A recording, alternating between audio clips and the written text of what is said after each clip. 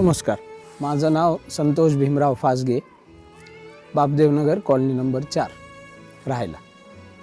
भाऊंबद्दल बोलायचं म्हणजे दीपक भाऊ बोंडवे यांनी माझ्यासाठी, माझ्या मुलासाठी, माझ्या मुलाच्या शिक्षणासाठी खूप मदत केली।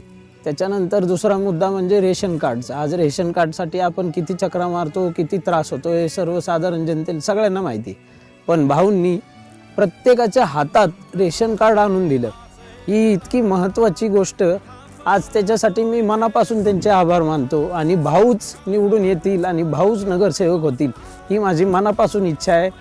आणि भाऊंना किंवा कमळाला म्हणजे भारतीय जनता पार्टीचे अधिकृत उमेदवार आपले दीपक मधुकर बोंडवे यांना प्रचंड मतांनी विजयी करा ही माझी मनापासून इच्छा आहे।